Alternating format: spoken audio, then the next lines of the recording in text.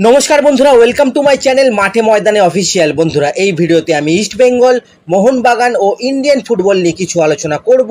তোমরা যারা যারা আমার ভিডিওটা দেখছো, আমার চ্যানেলটা প্লিজ সাবস্ক্রাইব করে নাও ইন্ডিয়ান ফুটবলের এরকমই আরো আপডেট পেতে। প্রথমেই যদি আজকের ইস্ট বেঙ্গলের ফাইনাল ম্যাচ নিয়ে একটু কথা বলি, তো আজকে বিকেল 5টা দিয়ে নেপালের দশরথ স্টেডিয়ামে কিন্তু ইস্ট বেঙ্গল ভার্সেস এপিএফ নেপালের ফাইনাল ম্যাচটা রয়েছে। ম্যাচটা ইউটিউবে লাইভ দেখাচ্ছে। ইউটিউবে একটা চ্যানেল নেপাল বান্দা কিন্তু ম্যাচটা লাইভ করছে। প্রথম ফ্রিতে খেলাটা দেখা গেলেও গত ম্যাচটা দেখলাম ভিপিএন অ্যাপ্লাই করে দেখতে হচ্ছে। তো আজকে যারা যারা ম্যাচটা দেখতে চান, এই ভিডিওর পিন কমেন্টে কিন্তু আমি লাইভ দেখার পুরো বিষয়টা দিয়ে দেবো। আর যদি ভিপিএন দিয়েও দেখতে হয়, ভিপিএন এর লিঙ্কও কিন্তু আমি দিয়ে দেবো। বিকেল 5টা দিয়ে খেলাটা হবে।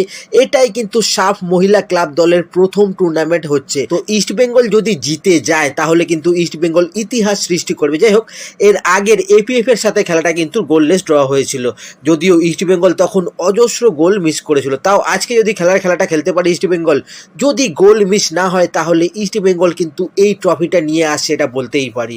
কারণ ইস্ট বেঙ্গল সব থেকে বেশি গোল করার রেকর্ড, প্লাস এই টুর্নামেন্টে একটাও গোল খায়নি ইস্ট বেঙ্গল। ইন্ডিভিজুয়াল হাইয়েস্ট করারও কিন্তু ইস্ট বেঙ্গলের 7 গোল করে গোল্ডেন বুটে দৌড়ে আছে ফাজিলা ইকুয়াপুট। ফলে ফাইনালে কিন্তু কনফিডেন্স নিয়েই খেলবে ইস্ট বেঙ্গল।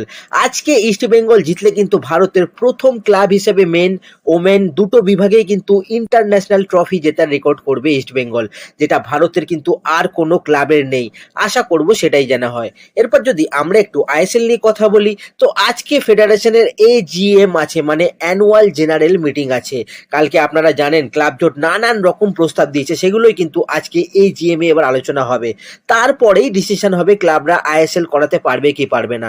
তবে যা খবর আসছে তাতে করে কিন্তু ক্লাবরা যে যে প্রস্তাব দিয়েছে সেখানে নাকি ফেডারেশনের অনেকেই বিরোধিতা করবে। এবার আসার থেকে কিন্তু একটু বেশি টেনশনই হচ্ছে যে ফুটবলটা এবার আদৌ হবে কি হবে না। ফেডারেশনের ভেতরে কিন্তু অনেকেই দুটো পয়েন্ট নিয়ে বিরোধিতা করবে বলে শোনা যাচ্ছে, যেটা কিন্তু ক্লাবরা প্রস্তাব দিয়েছে। এক, যে পয়েন্ট নিয়ে বিরোধিতা হবে সেটা হচ্ছে ক্লাব জোটরা চেয়েছে আজীবনের জন্য তাদের হাতে লিগের রাইটস তুলে দেওয়া হোক। 10 বা 15 বা 20 বছরের জন্য নয়, একদম আজীবনের জন্য আইএসএল চালাবে ক্লাবরা, এরকম একটা প্রস্তাব কিন্তু রাখা হয়েছে। তো এরকম আজীবনের জন্য কোনো চুক্তি শর্ত ফেডারেশন কিন্তু মেনে নেবে বলে মনে হয় না। ফেডারেশন খুব বেশি হলে 10 বা 15 বছরের জন্য কিন্তু দীর্ঘমেয়াদী চুক্তি করবে, এর বেশি কিন্তু নয়। কালকে রাতের একটা খবর বলছি, ক্লাবগুলো এরকম প্রস্তাব দেওয়ার পরে কালকে কিন্তু রাতে উড়িষ্যা এফসি আর এফসি গোয়ার তরফ থেকে একটা ডেঞ্জারাস চিঠি ফেডারেশনের কাছে গেছে। সেখানে উড়িষ্যা আর এফসি গোয়া কিন্তু এই সিস্টেমের তীব্র প্রতিবাদ করেছে। তারা ওয়ার্নিং দিয়েছে ক্লাবেদের এরকম শর্ত ফেডারেশন যেন মেনে না নেয়, মানলে কিন্তু ভারতীয় ফুটবলের অনেক ক্ষতি হবে। তো এই হলো প্রথম প্রবলেম। এরপরে 2 নম্বর প্রবলেম বলে, যেটা ফেডারেশনের ভেতরে কিন্তু বিরোধিতা হবে বলে শোনা যাচ্ছে। যে পয়েন্ট নিয়ে বিরোধিতা হবে সেটা হচ্ছে টাকার পয়েন্ট।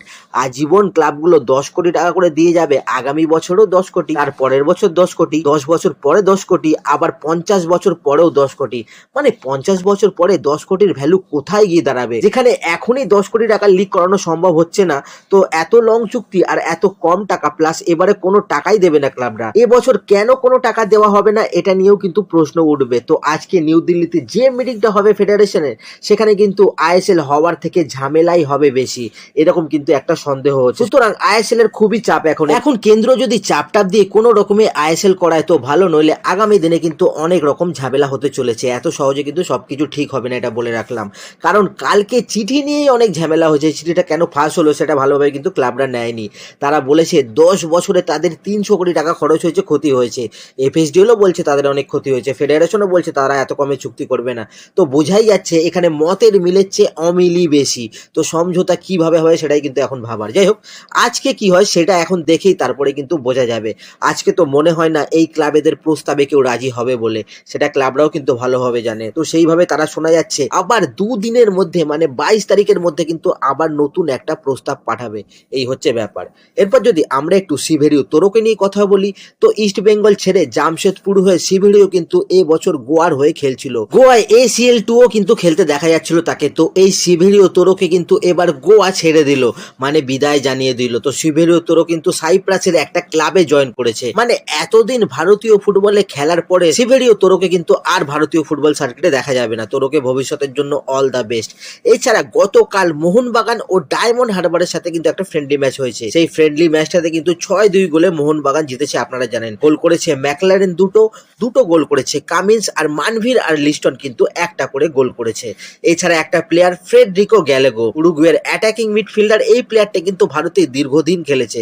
ভারতের নর্থ ইস্ট ইউনাইটেড, এটিকে মোহনবাগানের মতো ক্লাবে কিন্তু সে খেলেছে, কিন্তু এবার এই ফ্রেডরিকো গ্যালেগো কিন্তু অবসর ঘোষণা করে দিল। তো ভবিষ্যতের জন্য গ্যালেগোকে অল দ্য বেস্ট। তো আজকের ভিডিওতে এতটুকুই, দেখা হচ্ছে আবার পরের ভিডিওতে। নমস্কার।